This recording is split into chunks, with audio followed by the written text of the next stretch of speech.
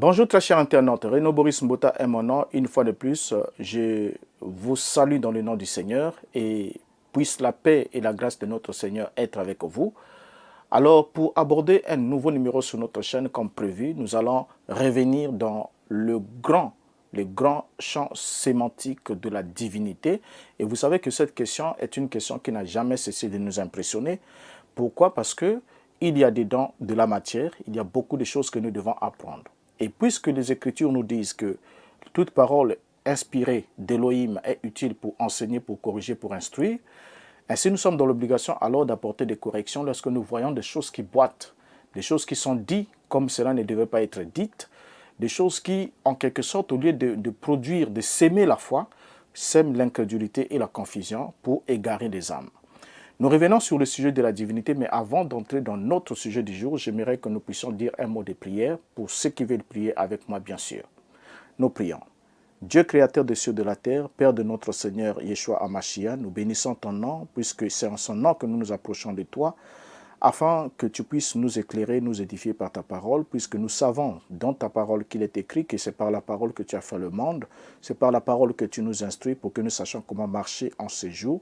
C'est par ta parole aussi, Père de gloire, que tu régis la relation qu'il y a entre toi et nous.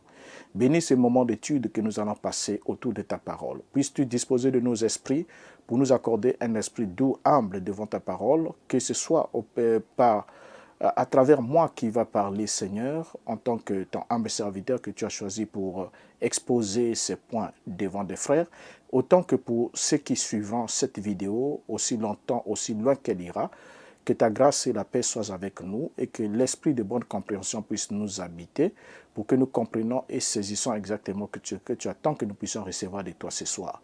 Bénis ce moment pendant que nous confions à toi. Pour ta seule gloire, nous avons ainsi prié. Amen. Bien, nous en arrivons sur la question de la divinité. Et en revenant sur la question de la divinité, il y a eu des bien-aimés frères qui m'ont dit pourquoi est-ce que lorsque nous parlons, par exemple, de certains sujets, nous pointons certains prédicateurs ou bien certaines personnes en particulier.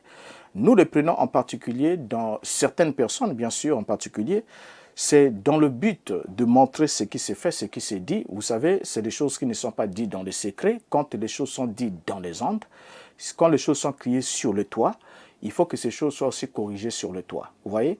Donc, les choses que nous exposons sur cette chaîne ne sont pas des réponses à une prédication ou à une conversation que nous avons eue avec une tierce personne.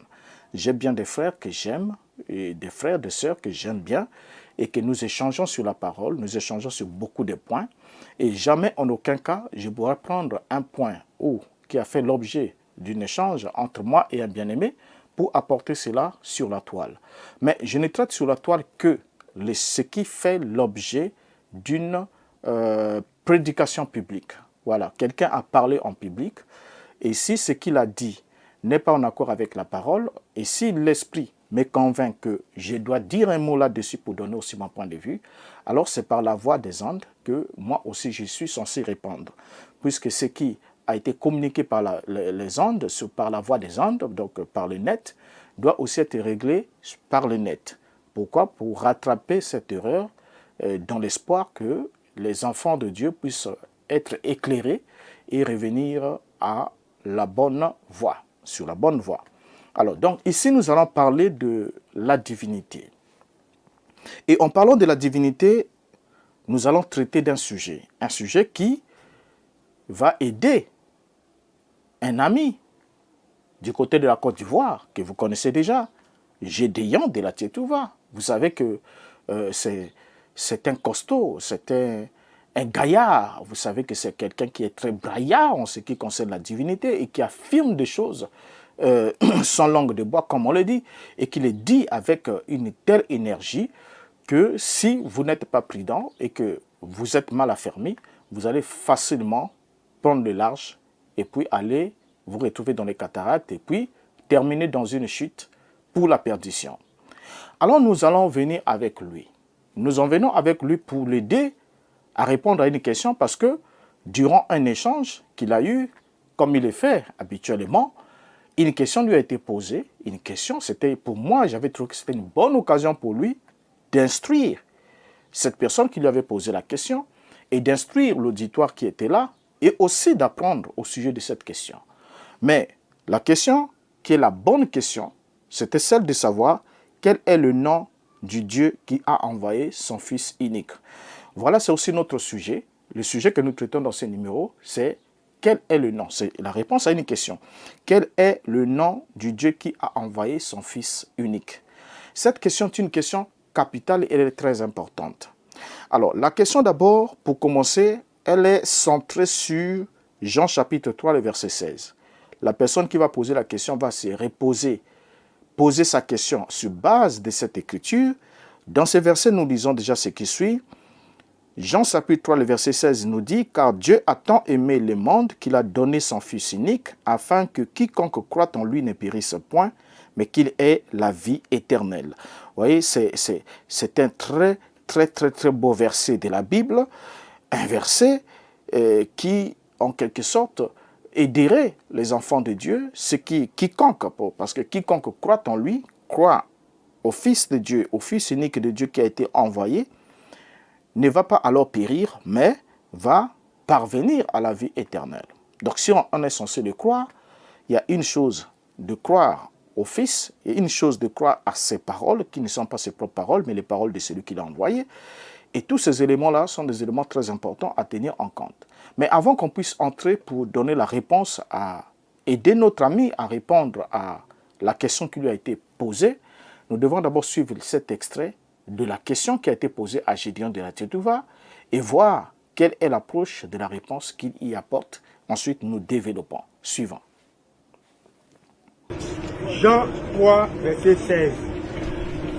Jean 3, 16. Lisons.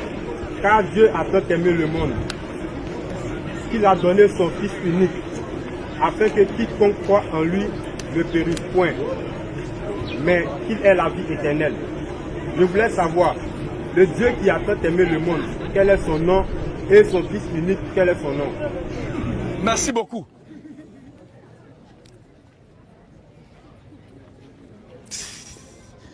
Le Dieu qui a tant aimé le monde là. Écoutez très bien. Parce que cette question-là revient souvent et ça amuse la galerie. Parce qu'ils n'ont pas trouvé la personne appropriée à qui il faut soumettre cette question-là. Le Dieu qui a tant aimé le monde, c'est le créateur des cieux et de la terre. Mettra son Fils unique, il est question du corps humain qui s'est fait pour venir sur terre. Si tu veux connaître son nom, c'est son nom qui est Jésus-Christ. C'est quoi la Bible dit? Le Fils a hérité du Père le nom.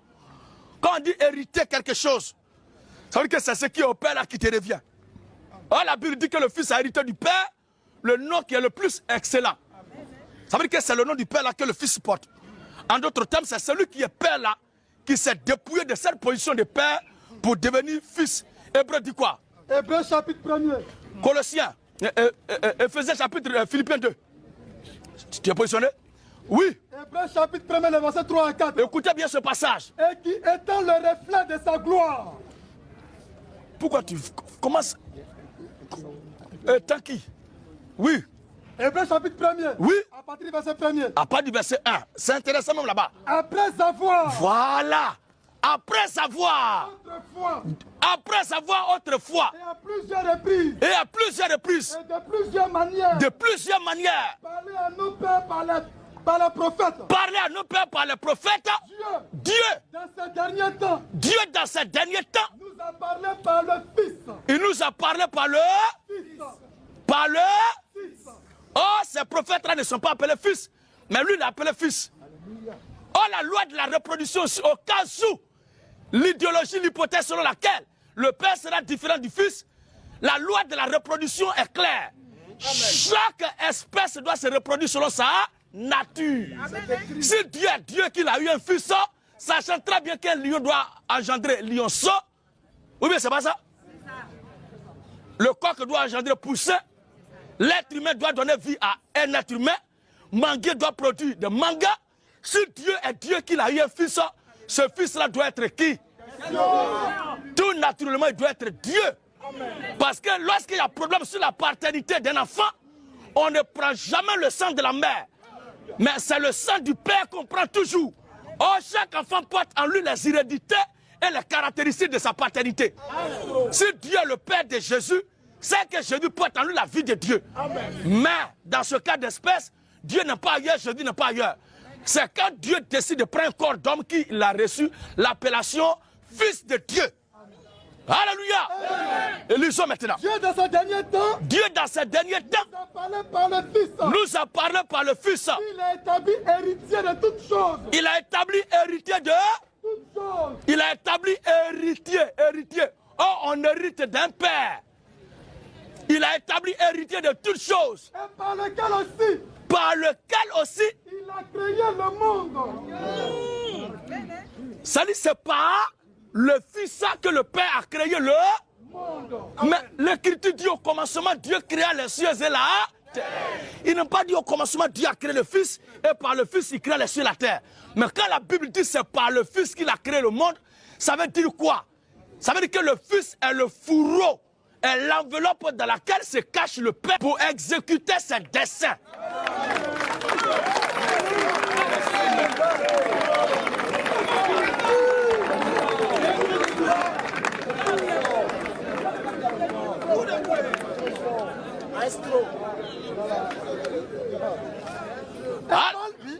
Et par lequel il a aussi créé le monde. il a aussi créé le monde. Et qui était le reflet de sa gloire. Il est le reflet de ça. Le reflet, ça dit l'aspect physique de son invisibilité. Voici qui est clair. Ça dit le Dieu qu'on ne voit pas là. C'est son côté physique qui est là.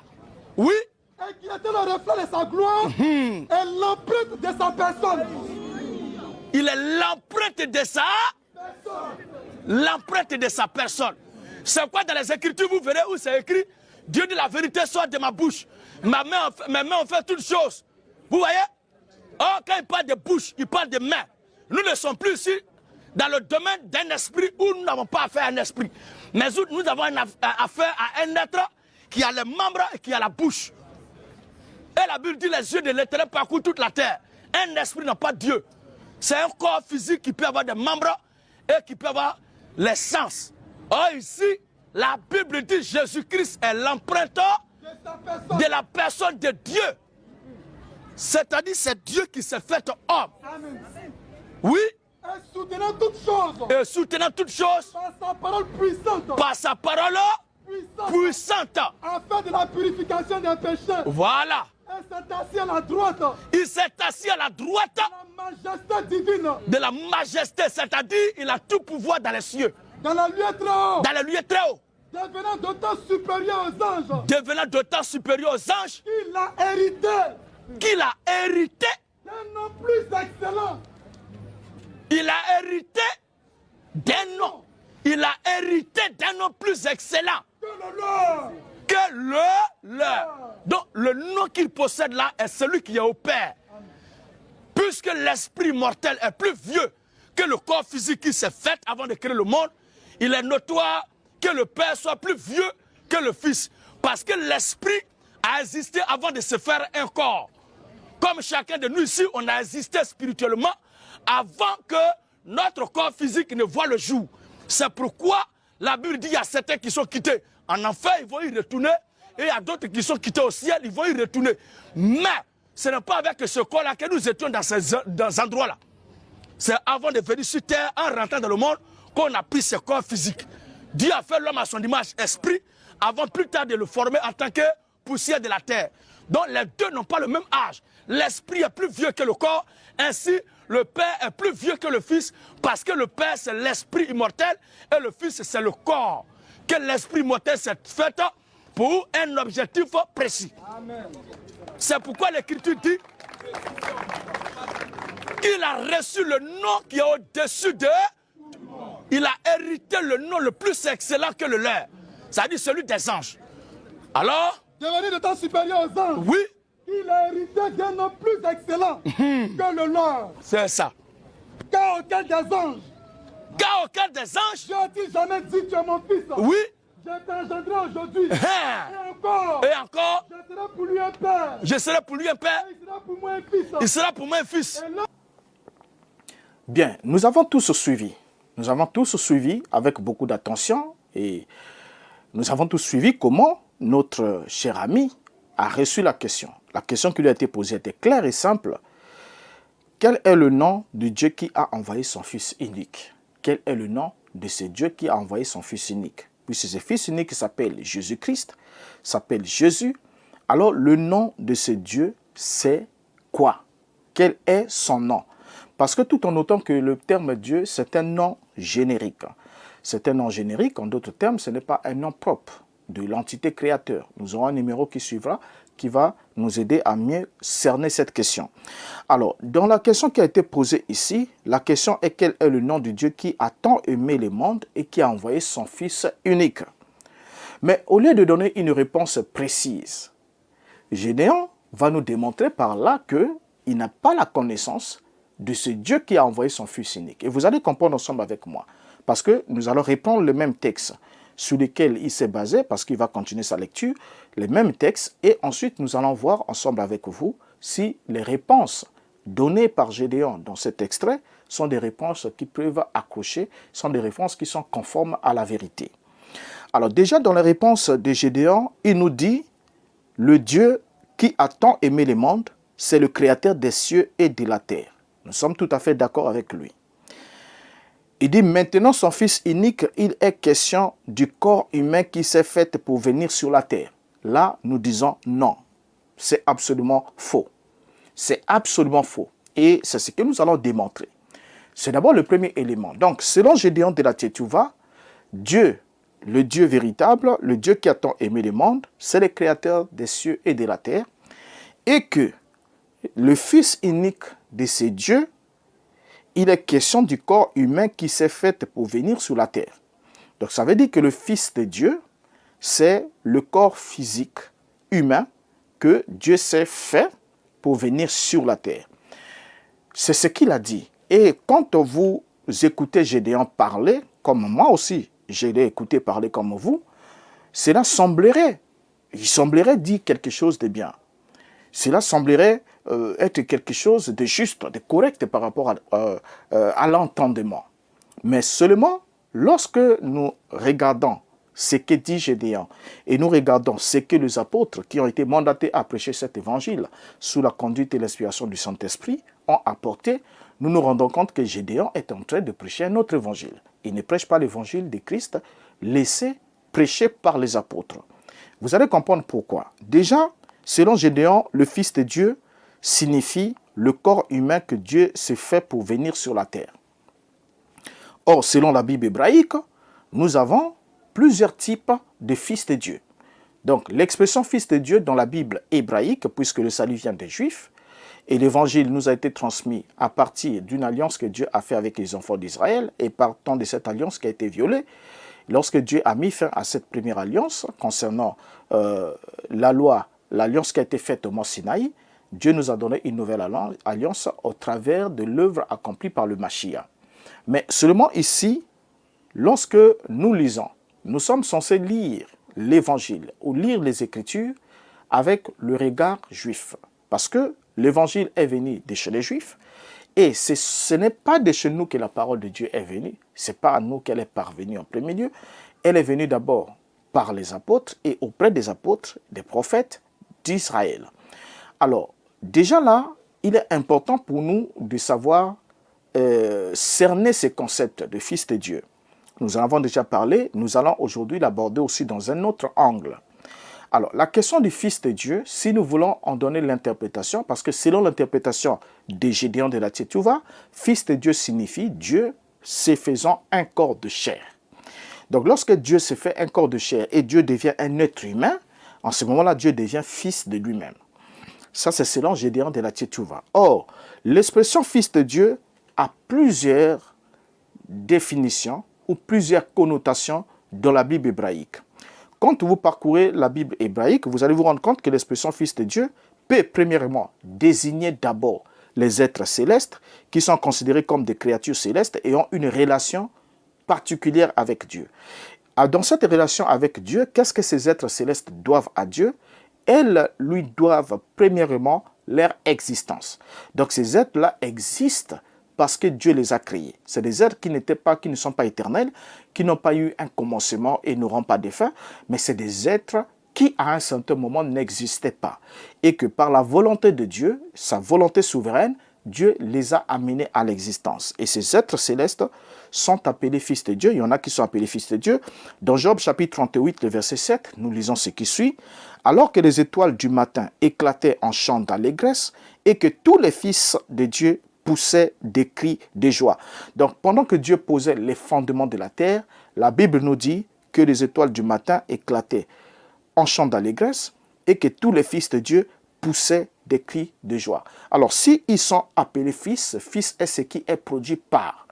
Donc, ce qui est produit par, en d'autres termes, ce qui doit l'existence par rapport à un autre. Lorsqu'on est dans le cadre naturel et le cadre biologique, on parle du descendant d'un être humain. Dans le cadre des êtres humains, on parle de descendants, on parle de progéniture, et ce sont en quelque sorte des êtres qui sont la résultante de l'union et la copulation d'un homme et d'une femme qui permet à ce que ces derniers viennent au monde. Là, nous sommes le Fils. Donc, en d'autres termes, de façon générale, le Fils est tout celui qui doit d'abord son existence par le pouvoir de quelqu'un d'autre, qui en est le produit, que ce soit dans le sens propre comme dans le sens figuré. Alors, déjà, dans la Bible, nous voyons déjà les étoiles du matin et les fils de Dieu poussaient des cris de joie pendant que Dieu posait les fondements du monde. Ça veut dire qu'il y avait déjà des créatures qui portaient déjà ce titre-là, et ils les portaient pourquoi? Parce qu'ils doivent à Dieu leur existence. Donc, ils sont le produit de la création. Ça, c'est déjà un premier élément. C'est que déjà notre ami Gideon ne le savait pas, ne le sait sûrement pas. Et en plus de cela, lorsque nous progressons, nous allons nous rendre compte que des individus juifs en Israël, ou encore Israël tout entière, portaient la connotation de fils de Dieu. Nous pouvons voir dans Osée chapitre 11, le verset 1er, la Bible dit « Quand Israël était jeune, je l'aimais et j'appelais mon fils hors d'Égypte. » Vous voyez que dans ce contexte ici, fils de Dieu désigne le peuple d'Israël dans sa totalité en tant que collectif, en tant que peuple élu ayant une relation spéciale avec Dieu. Et ça ne s'arrête pas là. Déjà là, Dieu par Osée nous montre qu'il a appelé son fils hors d'Égypte, évoquant effectivement l'épisode de l'ère sortie d'Israël sous la conduite du prophète Moïse. Et dans Ésaïe chapitre 64, le verset 8, il est encore dit « Cependant, ô Éternel, tu es notre Père. Nous sommes l'argile et c'est toi qui nous as formés. Nous sommes tous l'ouvrage de tes mains. » Vous voyez, ici, c'est Israël qui s'adresse, cette prière collective qui est adressée à l'Éternel, et l'Éternel est désigné comme étant le Père d'Israël. Vous voyez, le Père d'Israël. Et pourquoi est-ce qu'il est le Père d'Israël? Parce que Israël reconnaît qu'ils sont de l'argile et que c'est Dieu, l'Éternel, qui les a formés. Donc cette nation doit son existence par la main de l'Éternel. Et c'est l'ouvrage de ses mains. En tant qu'ouvrage des mains de l'Éternel, en tant que produit par lui, alors cette nation a le privilège d'appeler légalement, normalement, et l'Éternel par Père. Voilà pourquoi ils disent, ô Éternel, tu es notre Père. Alors si l'Éternel est le Père de toute la nation d'Israël, c'est que toute la nation d'Israël est constituée des fils de ces derniers. Parce qu'il n'y a pas de Père s'il n'y a pas de fils. La relation Père invoque le concept Père, fait toujours appel au concept Fils. Parce qu'en fait, c'est le Fils qui confirme la filiation d'un homme. Un homme qui n'a pas d'enfant ne peut pas être Père. Et Père, c'est celui qui a déjà engendré. Et c'est par le Fils que l'on devient Père. Alors, en plus de ça, quand on prend le psaume 29, le verset 1er, David va dire ce qui suit, lisons, psaume de David, « Fils de Dieu, rendez à l'Éternel gloire et honneur. » Vous voyez qu'ici, David appelle les fils de Dieu à rendre à l'Éternel gloire et honneur. Et lorsque David dit fils de Dieu, rendez à l'Éternel, vous voyez, il utilise le pluriel. Il ne parle pas du fils de Dieu, rend à l'Éternel gloire et honneur, mais il dit fils de Dieu, rendez à l'Éternel rendez à l'Éternel gloire et honneur. Ici, David ne s'adresse pas aux êtres célestes, mais David est en train de s'adresser au peuple d'Israël, peuple qui a été façonné par ce dernier, peuple que Dieu a appelé d'être ses fils, parce que ils leur doivent non seulement l'existence en tant qu'être créé, mais ils leur doivent l'existence en tant que nation choisie par ces derniers parmi toutes les autres nations. Donc déjà là, on voit déjà que de façon collective, Israël était constitué de façon collective. L'expression fils de Dieu peut désigner toute la nation d'Israël. Et l'expression étant alors utilisée dans un sens pour signifier que le peuple croyant, un peuple croyant en général, est constitué des enfants de Dieu, dans ces cas. Enfin, même les rois d'Israël étaient aussi des fils de Dieu. En Israël, les rois étaient des fils de Dieu. Nous pouvons prendre l'exemple avec Salomon, dans 1 Chronique chapitre 17, le verset 13. La Bible nous dit, « Je serai pour lui un père, il sera pour moi un fils. Et je lui retirerai point ma grâce comme je l'ai retirée à celui qui t'a précédé. » C'est Dieu ici qui s'adresse à David. Et lorsque Dieu s'adresse à David, parlant, annonçant que c'est Salomon son fils qui lui construirait un temple, Dieu est en train ici de préciser dans sa rhétorique, de préciser la relation qui va l'unir avec le descendant de David, Salomon. Il dit, je serai pour lui, comme on entend de le lire, je serai pour lui un père et il sera pour moi un fils. Vous voyez, déjà là, il y a l'établissement de la relation père-fils qui est déjà établi. Donc ce terme-là n'était pas un terme étranger ou nouveau en Israël lorsque Yeshua est arrivé. Alors ce qui est encore très grave encore que Gédéon de la Tchétouva ne sait pas, c'est que Yeshua n'est pas le premier être humain à porter la connotation ou le nom de fils de Dieu. Il n'est pas le premier être humain à être appelé ainsi. Déjà, lorsque nous voyons dans notre Bible, comme on a dit, on a déjà vu que bien effectivement, très loin, dans Luc chapitre 3, le verset 38, la Bible nous dit qu'Adam, nous lisons, fils d'Énos, fils de Seth, fils d'Adam, fils de Dieu. Vous voyez, ici dans cette généalogie, on nous présente bien que Adam a engendré Seth et Seth a engendré Enoch. Donc c'est une généalogie ascendante, donc on commence par le plus petit et on remonte jusqu'à l'ancêtre principal. Et l'ancêtre principal ici, c'est Adam. Et Adam est désigné comme étant le fils de Dieu. Vous voyez?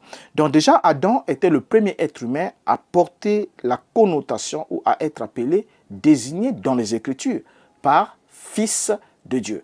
Pourquoi est-ce qu'il était fils de Dieu? Parce qu'il devait son existence par la parole de Dieu, par l'œuvre de Dieu. Il n'a pas existé par lui-même. Il y a eu un certain moment où Adam n'existait pas et il y a eu un certain moment où Adam est venu à l'existence. Et pour ça, alors Adam était désigné par les Écritures comme étant le Fils de Dieu. Nous sommes tout à fait d'accord. Et personne entre nous, disons Gédéon, ne nous dira pas que Adam était Dieu manifesté dans la forme d'un être humain. Vous voyez que c'était Dieu lui-même qui a formé un corps pour venir dans la création et devenir lui-même sa propre créature. Je crois qu'il n'est pas... je crois qu'il ne peut pas arriver jusqu'à ce niveau-là. Il ne peut pas arriver jusqu'à ce niveau-là. Alors, donc déjà, fils de Dieu, Yeshua n'est pas le premier être humain à avoir porté ce titre. Et même avant le déluge, la Bible nous dit, Genèse chapitre 6, le verset 2, « Les fils de Dieu virent que les filles des hommes étaient belles et ils en prirent pour femmes parmi toutes celles qu'ils choisirent. » Et déjà là, on comprend déjà que l'expression fils de Dieu n'a pas la définition que Gédéon de la Tchétouva est en train de vouloir l'accorder. Parce que ici, ces fils de Dieu, ce n'était pas Dieu qui s'était formé des chairs humaines, ce qui s'était créé des corps pour pouvoir aller avec les filles des hommes et se reproduire avec cette dernière. Alors, ce n'était pas le cas. Alors, dans le judaïsme, lorsqu'on parle de l'expression fils de Dieu, cela ne désigne pas une parenté biologique. Pourquoi? Parce que, Dieu est esprit, et Dieu étant esprit, il n'y a pas de Dieu mâle et de Dieu femelle, pour que les deux dieux se mettent ensemble et puissent alors produire un fils. Donc, fils de Dieu, dans le judaïsme, ne fait jamais allusion à une descendance biologique. Donc, personne ne peut être biologiquement fils de Dieu. Et si quelqu'un est fils de Dieu, il est de façon métaphorique, jamais de façon biologique, parce que Dieu n'est pas humain, Dieu n'est pas homme, pour se reproduire comme des êtres humains et produire un être humain. Il ne le fait pas. Alors déjà, lorsqu'on parle de fils de Dieu ici, on fait allusion, personnellement, on fait allusion pratiquement à une relation entre la personne ou entre le peuple ou entre un groupe d'individus avec le Dieu créateur. C'est une relation privilégiée avec Dieu. Le terme peut alors désigner les êtres humains qui ont une relation particulière et privilégiée avec Dieu, souvent en raison de leur justice, de leur piété ou de leur rôle dans la vie même de la nation d'Israël. Et c'est comme ça que, comme nous l'avons compris, que les rois d'Israël, en tant que représentants de Dieu sur terre, pouvaient être appelés fils de Dieu, parce que la royauté était une fonction ointe. Autant donné qu'ils occupaient le trône à l'image ou à la projection de Jéhovah Elohim qui occupe le trône céleste, alors ces derniers étaient appelés fils de Dieu. Et il y avait aussi des hommes pieux, des hommes et des femmes ayant une vie juste et pieuse, pouvaient aussi être considérés comme étant des fils de Dieu, comme on l'a compris. Alors, il est important de noter que l'expression fils de Dieu est rarement utilisée dans le judaïsme d'ailleurs, n'est pas utilisée dans le judaïsme pour évoquer une parenté biologique. Ce n'est pas utilisé ainsi. Vous n'allez pas trouver ça, que ce soit dans l'Ancien Testament, que ce soit au temps du Nouveau Testament, que l'expression fils de Dieu puisse faire allusion à une parenté biologique. Parce que les Juifs ne sont pas bêtes, ils savent que Dieu est esprit, et un esprit n'a ni chair ni sang, a dit Yeshua, comme vous pouvez voir que j'ai. Alors, donc, sur cette base-là, déjà, on comprend que le concept d'un Dieu unique et sans parenté est même le principe fondamental du judaïsme. Dieu est unique et Dieu n'a pas de parents, c'est-à-dire il n'a pas de père, il n'a pas de fils. Biologiquement parlant, Dieu n'en a pas. Un père biologique, un fils biologique, Dieu n'en a pas. Et ça, c'est le concept unique et c'est un concept, en fait, c'est même le principe fondamental du judaïsme. Alors, sur cette base, on va alors évoluer ensemble avec vous pour qu'on arrive à la question. Comment est-ce que Gédéon n'a pas pu répondre à la question et quelles sont les excuses que ce dernier a apportées?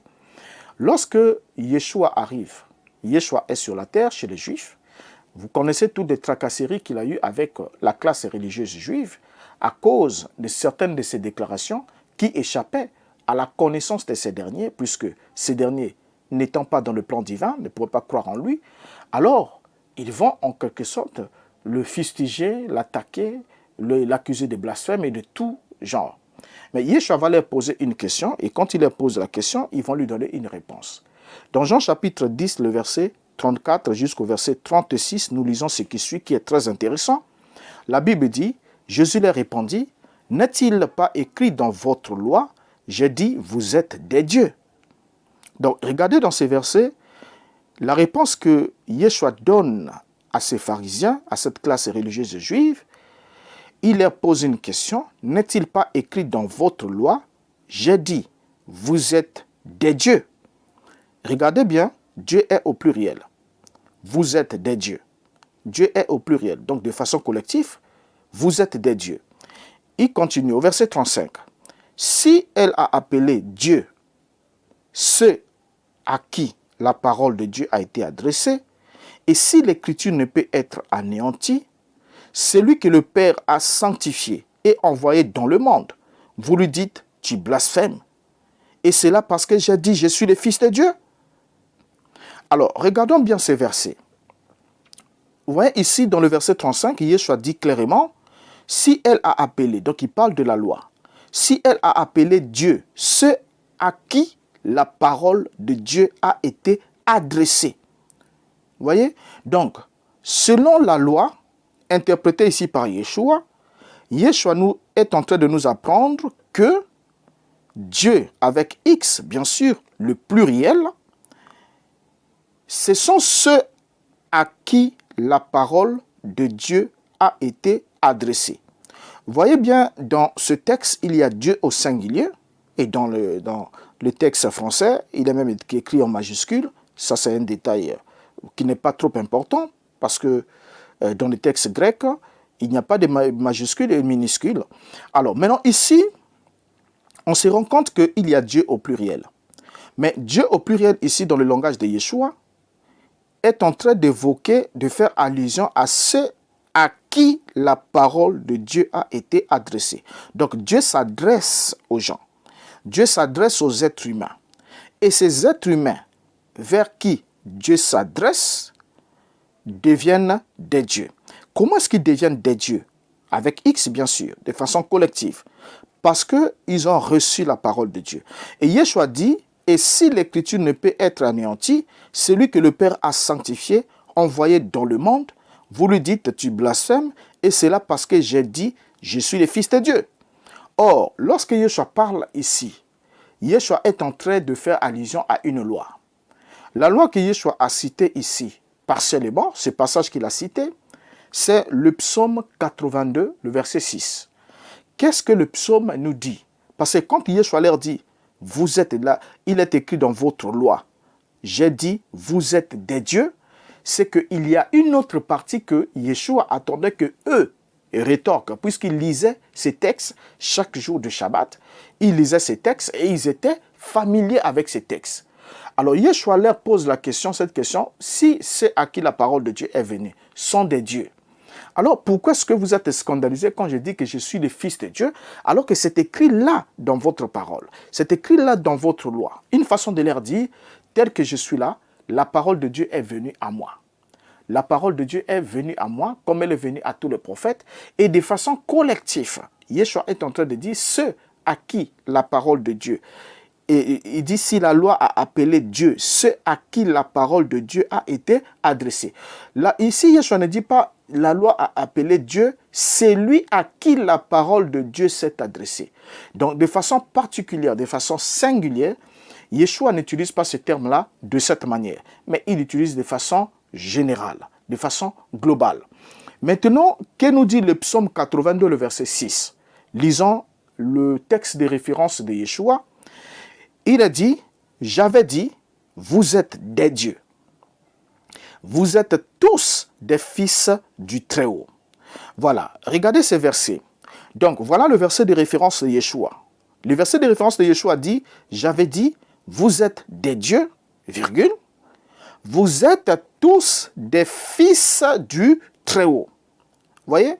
Alors, donc déjà là, ceux à qui la parole de Dieu était venue, étaient des dieux, étaient tous des fils du Très-Haut. Étaient tous des fils du Très-Haut.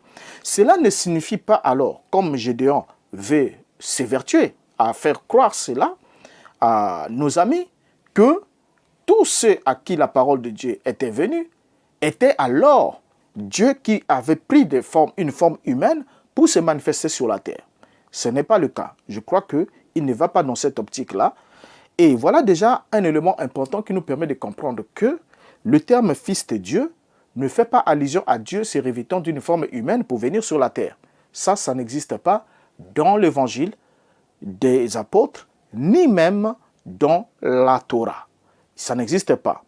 Alors, lorsque Paul, qui avait lu ces Écritures avant vous et moi, Paul qui avait côtoyé les apôtres et qui savait ce que le maître avait enseigné, va écrire aux Corinthiens, il va leur souligner dans 1 Corinthiens chapitre 8, le verset 5 à 6, car s'il est des êtres qui sont appelés Dieu, soit dans le ciel, soit sur la terre, comme il existe réellement plusieurs dieux et plusieurs seigneurs, néanmoins pour nous, il n'y a qu'un seul Dieu, le Père, de qui viennent toutes choses et pour qui nous sommes, et un seul Seigneur, Jésus-Christ, par qui sont toutes choses et par qui nous sommes.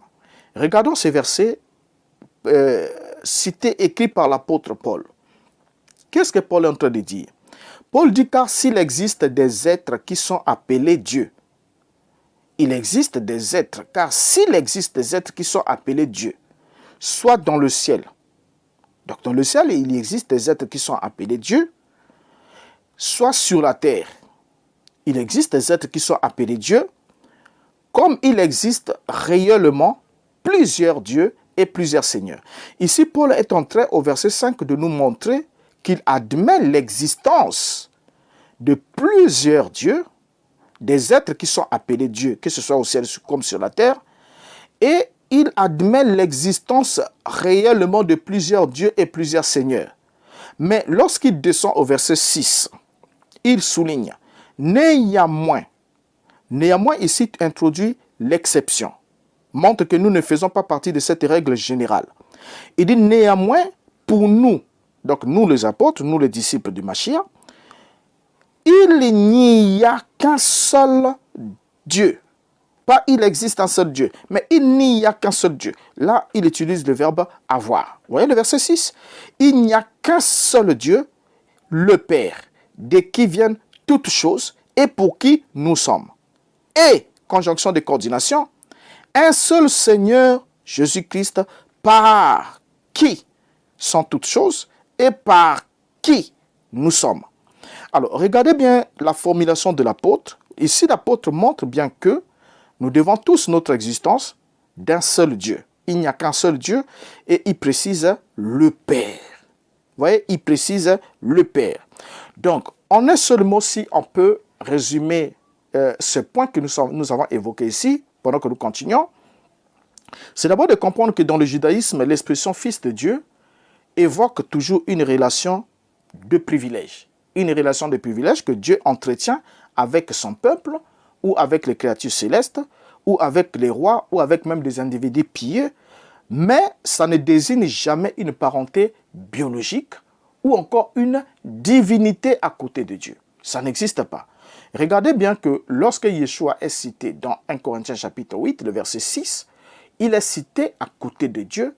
Dans chaque verset où Dieu est cité ensemble avec Yeshua, le terme Dieu est toujours rapporté au terme Père.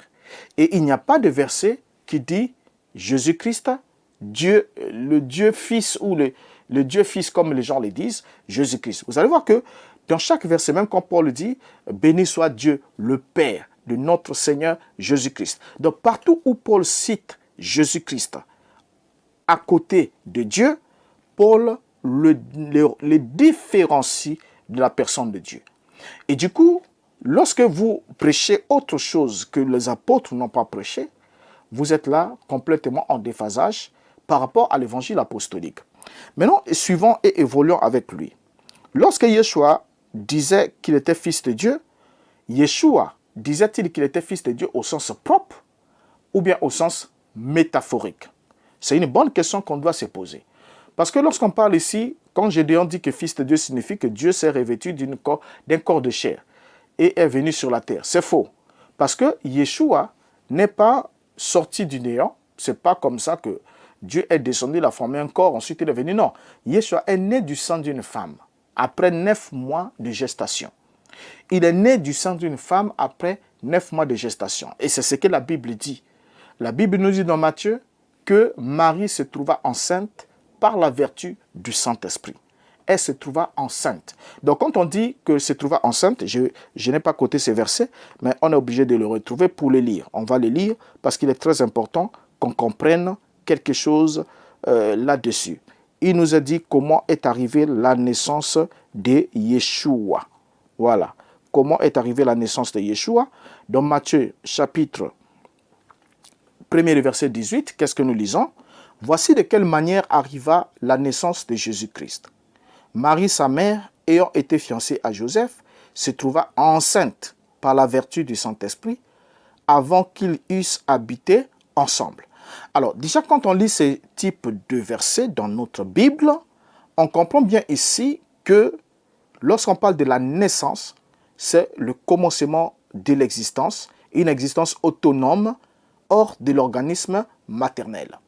Donc, lorsque on parle de la naissance déjà, c'est une existence autonome hors de l'organisme maternel et la naissance survient, bien sûr, 9 mois ou 7 mois ou quelques mois encore après la conception. Donc, il y a conception, ça veut dire que on conçoit et il y a la fusion de deux gamètes, mâle et femelle, ensuite on conçoit et ensuite on tombe enceinte. Et après, la grossesse se développe, après l'enfant va naître. Donc ici, dans la Bible nous dit que Marie se trouva enceinte. Ça veut dire que le corps de Yeshua a été formé dans le sein d'une femme. Vous voyez, a suivi des processus normaux pour naître. Donc ça n'a rien à voir avec le langage de dire, voilà, Dieu s'est formé un corps.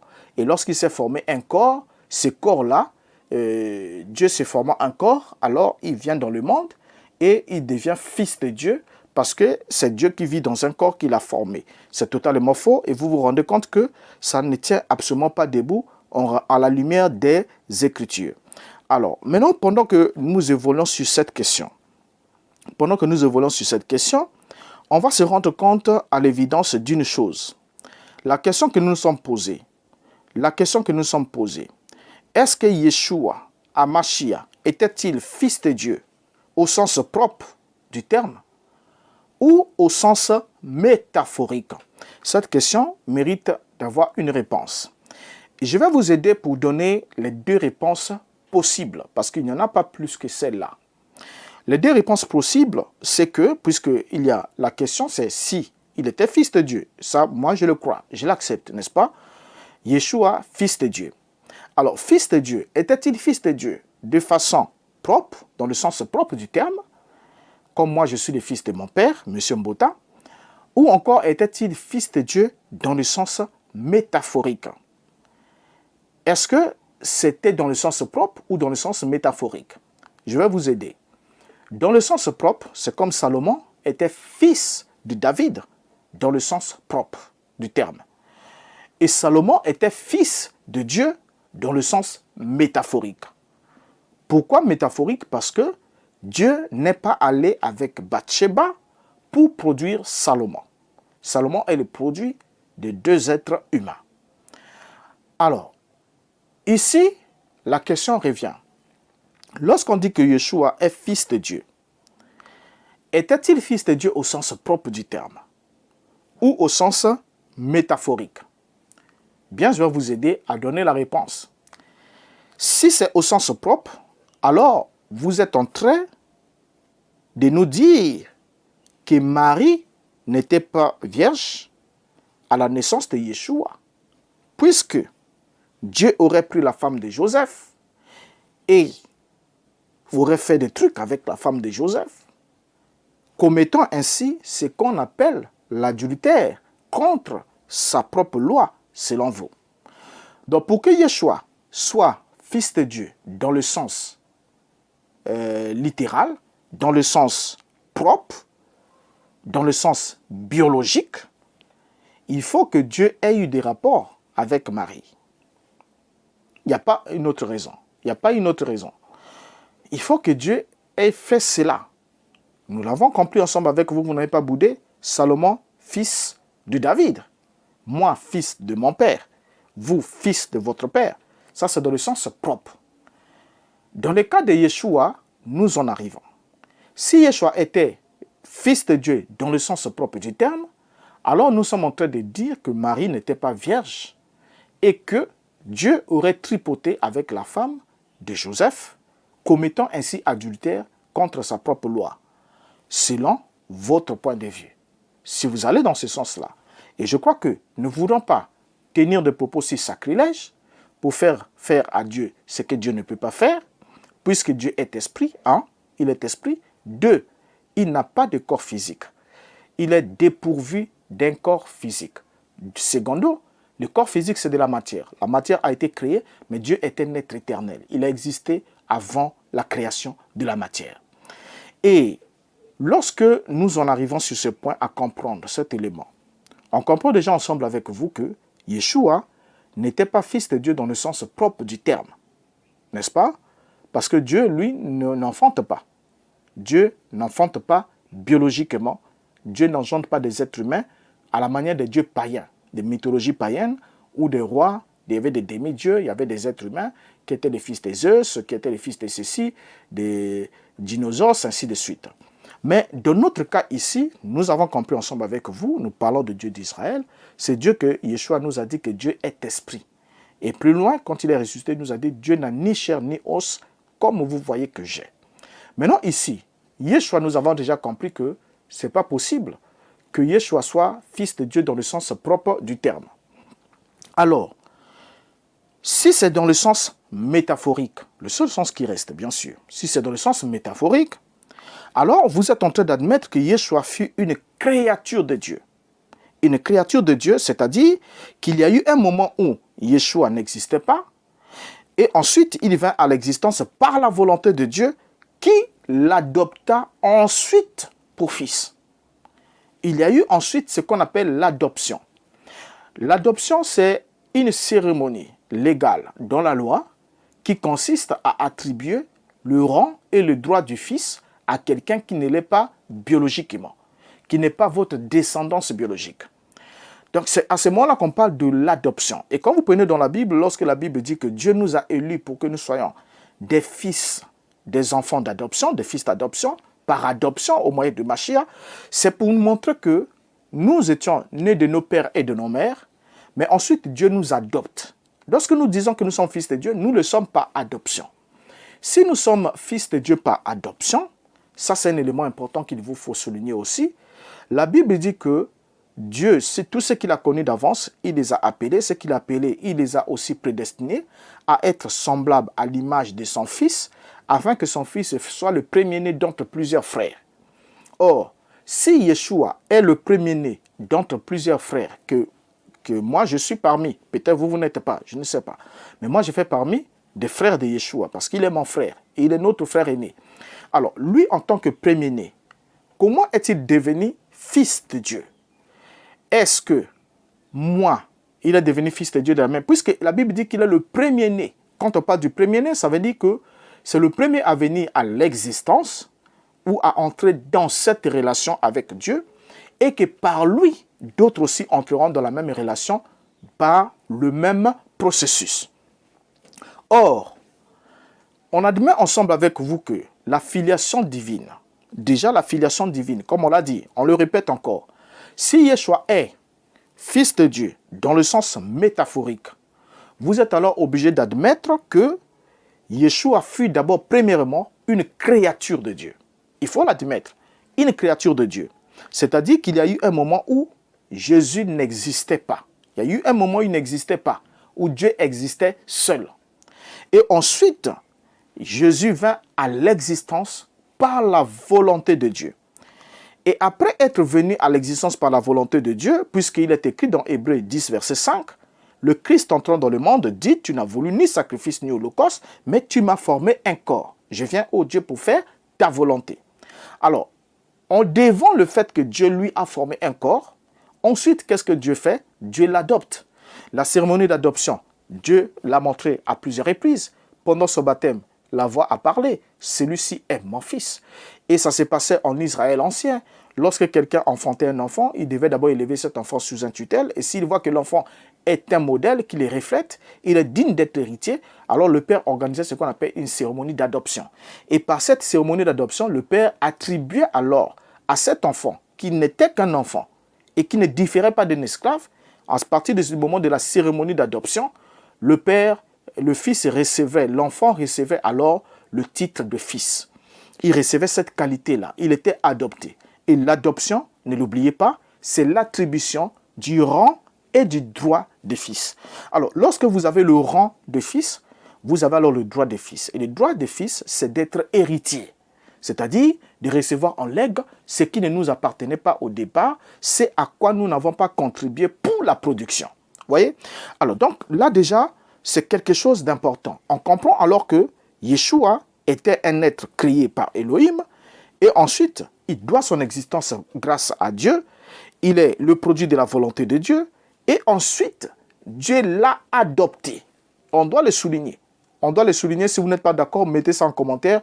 Nous y reviendrons autant de numéros que vous voudrez. Nous en parlerons. Dieu l'a adopté pour fils.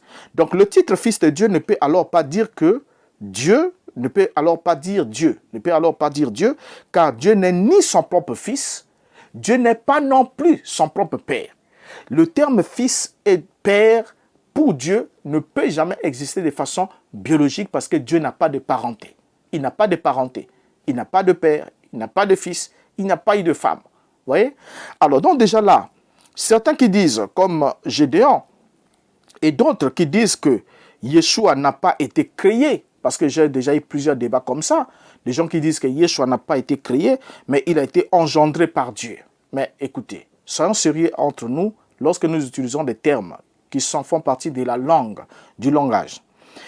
Essayez seulement de faire un parallélisme, et vous verrez que l'engendrement humain, dans l'engendrement humain, il y a la procréation, n'est-ce pas? Dans l'engendrement humain, il y a la procréation. Et ce qui fait obligatoirement intervenir la création, procréation, ça fait obligatoirement intervenir la création. Et qui dit création évoque qu'il y a un créateur et un créé. Il y a un qui pose l'acte, il y a un qui est un produit de la création. Or, lorsqu'on parle de Yeshua, lorsque vous dites qu'il n'a pas été créé, mais il a été simplement engendré, vous ne dites absolument rien. Parce que les êtres humains dans la Bible ont engendré. On nous dit, Abraham engendra Isaac. Or, cet engendrement passe par la procréation. En d'autres termes, Abraham a intervenu avec sa femme Sarah, et ensuite leur union a permis à ce qu'un fils vienne au monde, Isaac. Donc un être a été produit devant son existence à celui qu'il appelle Père. C'est la même chose qui s'est passée avec Yeshua, mais sauf que dans le cas de Yeshua, il n'a pas agi de façon biologique. Ce n'est pas pour rien que Yeshua est appelé second Adam. Vous voyez même second Adam, parce que le premier Adam l'a précédé, le second vient bien après. Vous voyez, Yeshua porte le titre de second Adam pour les apôtres, ce n'était pas pour rien. Pour montrer que le premier Adam devait son existence sans l'intervention des rapports sexuels, de la même manière que le second Adam doit aussi son existence sans l'intervention des rapports sexuels. Mais néanmoins, c'était un homme. Voilà, c'est là. Parce que Adam, c'est homme. Alors, c'est un homme adopté. Regardez. Soyez tranquille. Lorsque Gédéon nous dit, avant qu'on termine, lorsque Gédéon nous dit, la loi de la reproduction est claire, le lion doit donner un lionceau, et l'être humain doit donner un être humain, le mangué doit produire des mangues. Alors, Gédéon nous dit, si Dieu est Dieu et qu'il a eu un fils, ce fils-là doit être qui? Et son auditoire répond, question. Alors, lorsqu'on répond question, lui-même Gédéon va donner la réponse. La réponse qu'il nous a donnée, on l'a tous suivi, n'est-ce pas? Il va nous dire que le fils d'un être humain est un être humain. Il dit oui, mais dans ces cas, ça fait... Au fait, lorsqu'il dit que le fils d'un être humain est un être humain, et il descend pour conclure que, évidemment, le fils de Dieu aussi doit être, évidemment, Dieu. N'est-ce pas? Ça, c'est lui, selon lui. Alors, nous sommes d'accord que le fils d'un être humain, c'est un être humain. Le fils du lion, c'est le lionceau. Le manguier produit des mangues. Le coq et la poule produisent des poussins. N'est-ce pas? Nous sommes tout à fait d'accord. C'est l'exemple que Gédéon a pris. On est d'accord, avant qu'on puisse chuter. Mais on se rend compte d'une chose. La chose est laquelle? C'est que lorsque on parle d'un être humain, le fils d'un être humain, c'est un être humain. Nous sommes d'accord, n'est-ce pas? Mais dans ce cas-là, ça fait deux humains. Ça fait deux humains. Soyons d'accord sur ce point. Soyons d'accord, mettons-nous d'accord. Ça fait deux humains. Dans le cas des êtres humains, ça fait deux humains. Dans le cas des poules, ça fait le coq, la poule, ça fait le poussin. Nous avons déjà trois créatures. Trois créatures. Et dans le cas, par exemple, de lion, c'est la même chose. Il y a le lion, il y a le lionceau. Donc, nous avons déjà deux entités sur le tableau, n'est-ce pas? Alors, lorsque Gédéon prend cet exemple, il oublie qu'il y a d'abord un humain père. Et cet humain père devient père parce qu'il y a eu la production d'un fils humain. Voilà pourquoi on parle d'un humain père et on parle d'un fils humain. Et le terme est simple. Quand vous prenez toutes les Écritures dans les évangiles, vous allez voir que la Bible parle de Dieu le Père et ensuite Fils de Dieu. Or, Dieu le Père est attribué au Créateur, celui à qui Yeshua devait son existence, son service et tout le reste.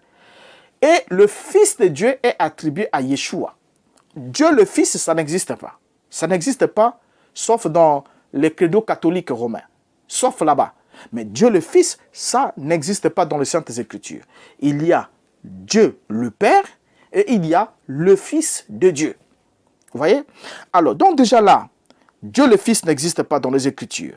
Alors, Fils de Dieu ne veut alors pas dire Dieu qui prend un corps physique, puisque moi aussi, je suis un fils de Dieu, parce que je suis conduit par l'Esprit à marcher en toute piété. Romains 8, verset 14 dit, car tous ceux qui sont conduits par l'Esprit de Dieu sont fils de Dieu. Alors, Gédéon ne va pas s'arrêter là. Il va alors nous dire, si tu veux connaître son nom, c'est son nom qui est Jésus-Christ. C'est pourquoi la Bible dit, le Fils a hérité du Père le nom. Quand on dit hériter quelque chose, ça veut dire c'est ce qui est au Père là qui te revient. Or, la Bible dit que le Fils a hérité du Père. Ce sont les paroles de Gédéon. Que le Fils a hérité du Père, le nom qui est plus excellent, ça veut dire que c'est le nom du Père là que le Fils porte. En conclusion, le nom du Père serait quoi? Jésus-Christ. Bien. Déjà là, nous sommes... Ça fait déjà beaucoup de temps. Je crois que... Beaucoup de temps déjà. J'aurais souhaité qu'on revienne avec un autre numéro. Mais allons-y, lisons quand même quelques versets ici. Lisons ces versets pour répondre à ce problème. Je crois que ça risquerait de nous prendre trop de temps. Il serait sûrement convenable que nous revenions avec un autre numéro. Sinon, ça nous prendra beaucoup de temps là, parce que nous sommes déjà à 53 minutes dépassées. Alors, je n'aimerais pas vous retenir pendant longtemps, mais abordons quand même cette question. Déjà, lorsque Gédéon nous dit ici que le nom du Dieu qui a envoyé Jésus, son Fils unique, c'est Jésus-Christ. Et Gédéon donne sa raison, il dit, c'est pourquoi la Bible dit, le Fils a hérité du Père le nom. Et quand on hérite quelque chose, ça veut dire, c'est ce qui est au Père là qui te revient. Et Gédéon ajoute, oh, la Bible dit que le Fils a hérité du Père le nom qui est le plus excellent. Ça veut dire, c'est le nom du Père là que le Fils porte. Ce sont des paroles de Gédéon, comme nous l'avons tous suivi brillamment. Or, cette déclaration de Gédéon est fausse, complètement fausse et très regrettablement fausse. Pourquoi? Gédéon se focalise, il a lu beaucoup de versets. On va prendre le verset qu'il a déboîté. Dans Hébreux chapitre 1, le verset 4, nous lisons ensemble. Devenu d'autant supérieur aux anges qu'il a hérité d'un nom plus excellent que le leur. Pour Gédéon ici, lorsqu'il voit la Bible dit qu'il a hérité d'un nom plus excellent que le leur, Gédéon ne prend pas le temps d'étudier ces passages-là. Il court directement pour dire on hérite. Ça veut dire ce qui appartenait d'abord à papa. Or, ce qui appartenait d'abord à papa. Ensuite, cela devient maintenant pour le fils.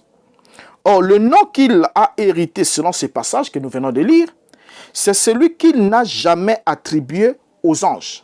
Que Dieu n'a jamais attribué aux anges et que Yeshua n'est pas le premier à l'avoir porté. Et regardez bien, lorsqu'il parle ici dans ce texte, lorsqu'il nous a dit que devenu d'autant supérieur aux anges, qu'il, mis pour Yeshua, a hérité d'un nom plus excellent que le leur. Il a hérité d'un nom plus excellent que le nom des anges, n'est-ce pas? Alors, regardez bien, ici, les leurs, dans ces versets, il n'y a pas le pluriel, c'est le singulier. Donc, il s'agit d'un nom. On va comprendre cela pendant qu'on évolue un peu. Il s'agit d'un nom. Donc, déjà, le nom que Yeshua hérite ici, selon ces versets, c'est celui que Dieu n'a jamais attribué aux anges, selon ces versets. Et que Yeshua ne fut pas le premier à l'avoir porté. Or, regardons la définition de héritier. Quand on regarde la définition de héritier, on affiche cette capture, voilà. La capture est là. La définition de héritier ici nous dit quoi? Quand on regarde, nous lisons la définition, que je l'affiche, le temps de l'afficher. Bien, quand on a la définition ici, voilà, elle est là. Ok, merci. Alors, sur cette définition de héritier, sur ce dictionnaire, qu'est-ce qu'on nous dit? On nous dit en premier lieu que héritier, désigne une personne, donc désigne un bien matériel, un titre, un droit. Donc on peut hériter, premièrement, un bien matériel, on peut hériter un titre, on peut hériter un droit. Ce n'est pas moi qui le dis, hein, c'est les spécialistes de la langue. Donc on peut devenir, en jaune, ils nous ont dit, devenir propriétaire, possesseur de quelque chose, recevoir quelque chose par droit de succession, par héritage. Maintenant, descendons juste à la partie B. Voilà. À la partie B, on nous dit ce qui suit. Le sujet désigne une personne, un groupe de personnes. Le complément, dans le cas du complément, il dit désigne un bien matériel, un objet concret, une fonction. Nous soulignons. Donc, on peut hériter du matériel, on peut hériter un titre, on peut hériter un droit, on peut hériter une fonction. Maintenant, on nous dit dans le point A, désigne une personne, un groupe de personnes, une institution. Et en jaune, c'est là où ça devient intéressant, on nous dit prendre possession de quelque chose, recevoir quelque chose qui était précédemment attribué à une autre personne. Regardez bien la définition de héritier.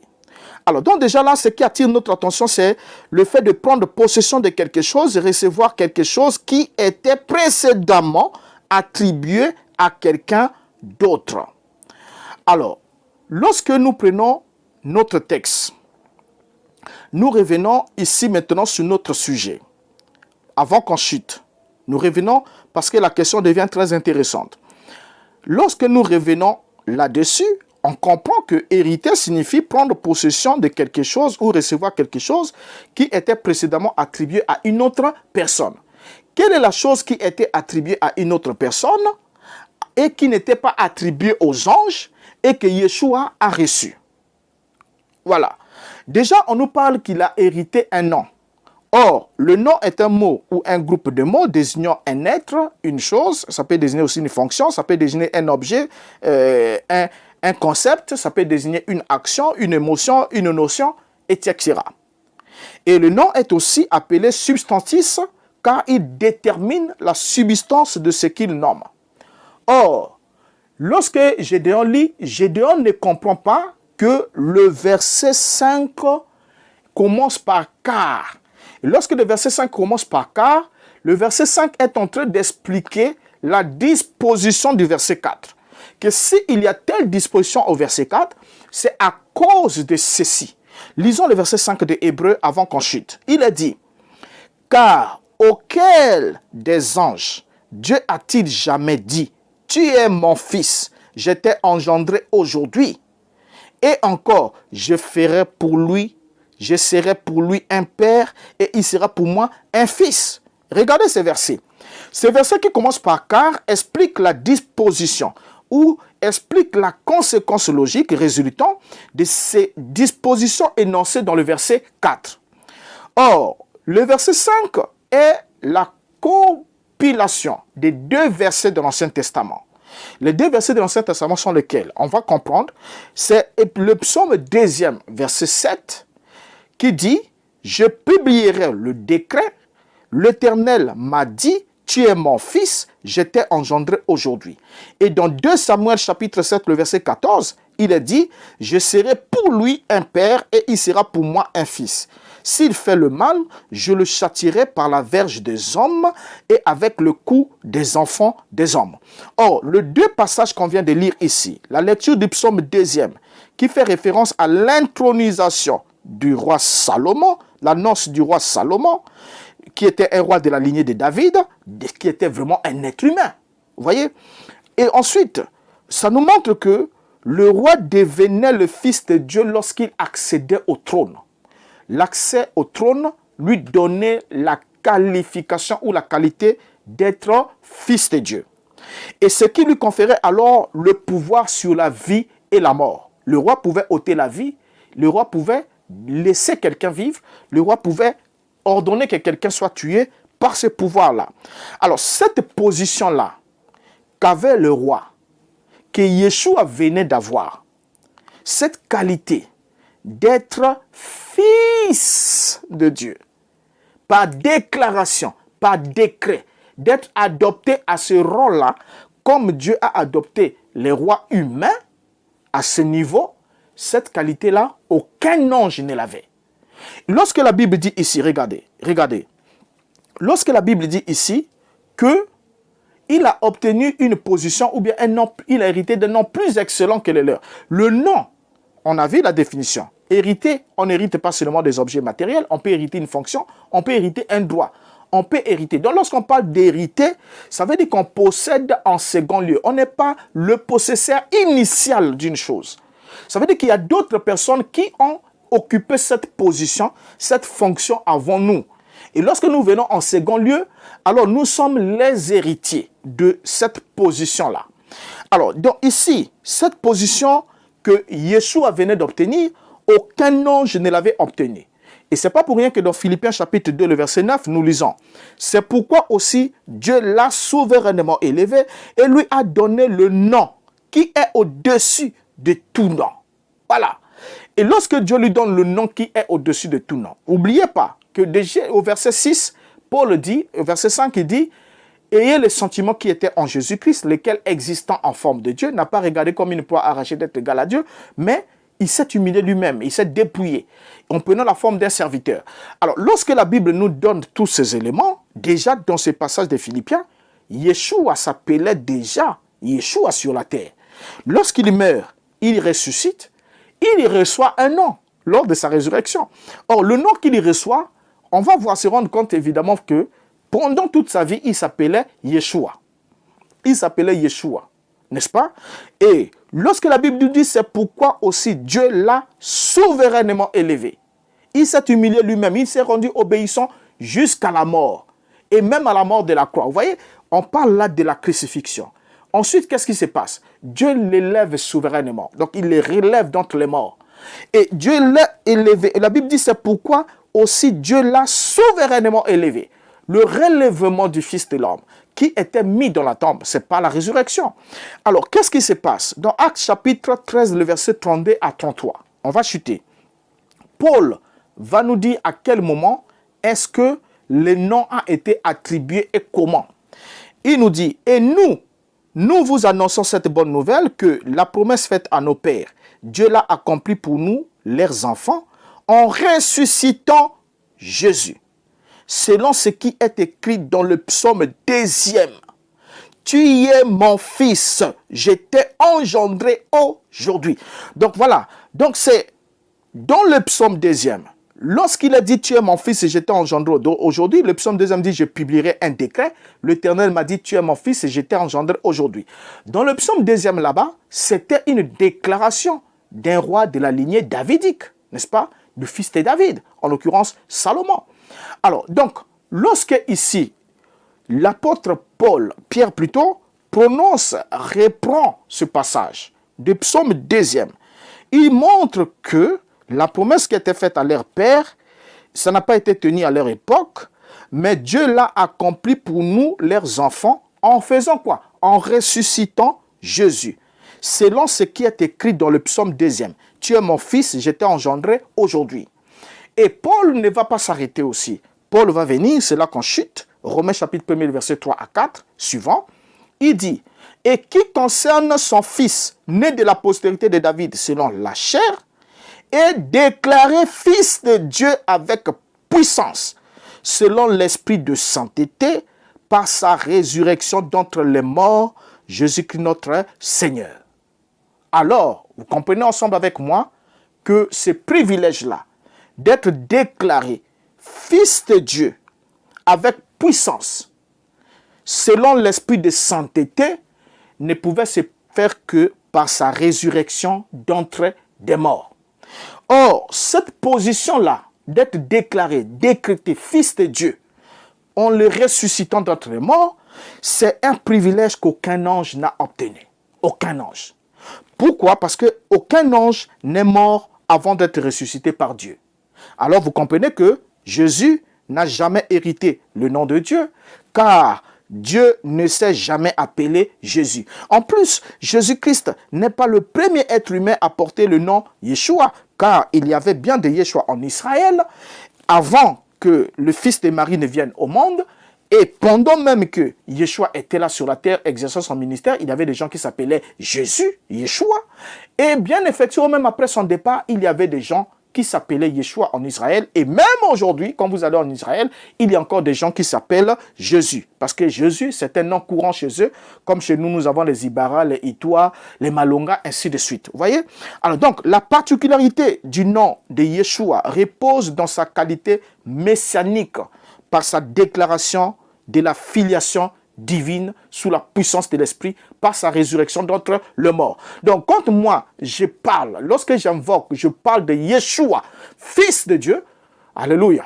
Quand je parle de Yeshua, excusez-moi, quand je parle de Yeshua, Fils de Dieu, je suis en train d'entrer dans une dimension qui permet à ce que je puisse témoigner, reconnaître en lui, le Fils de Dieu, dans sa qualité, une qualité exceptionnelle qu'aucun ange n'a obtenue, que lui seul avait.